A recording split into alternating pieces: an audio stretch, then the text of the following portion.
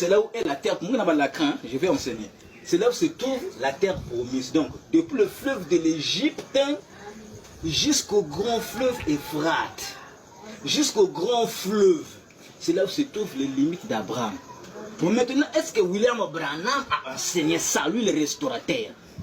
William Branham devait enseigner ça à Genèse 15, puisque Branham a prêché sur Abraham, le père de la nation. Mais il n'a pas montré là où se trouvait la terre d'Abraham.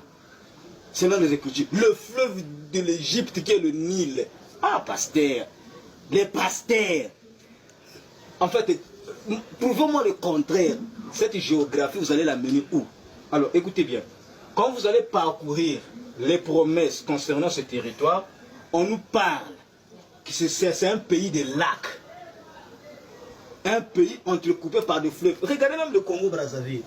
Quand il est entrecoupé par le fleuve, ça ne joue pas jusqu'à 12 fleuves. Le Bongi, la Songa, la Lima, la Nkeni, la Djoué, la Foulakari, ça ne fait que couper. La RDC, n'en parlons plus. Il dit que non, c'est un territoire riche, avec des lacs, un sous-sol riche, avec des pierres précieuses.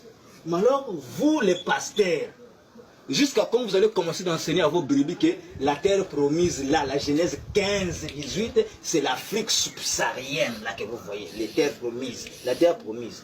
Et quelle coïncidence! Cette terre promise, là, vous allez remarquer, ça prend 12 pays, 12 départements, comme les 12 tribus d'Israël. Ce n'est pas une coïncidence, il n'y a pas un hasard. Alors, vous allez remarquer, lorsqu'il quitte l'Égypte, la Bible parle du désert. 40 ans de le désert, ce n'était pas un petit désert de l'Afghanistan là. Non.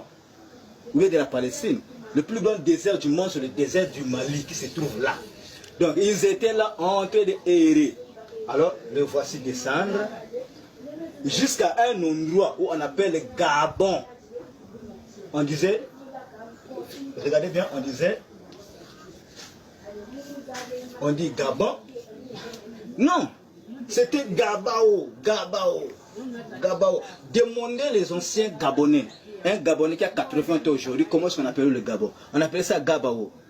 J'étais étonné de croiser un vieux Gabonais qui me dit que mon petit, tu es très intelligent. C'était Gabao. Au Gabao, c'est Gabaon, c'est là où José arrêta le soleil, et puis vous le voilà entrer, traverser le Jourdain.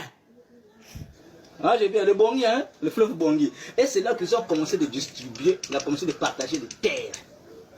Maintenant, Mindel, quelqu'un bac histoire à Bétia, à l'Afrique centrale, le vrai Israël, ils ont déplacé ça pour créer un petit pays par l'ONU, pour tromper le monde, et puis vous êtes en train de prier dans vos églises, prier pour Israël.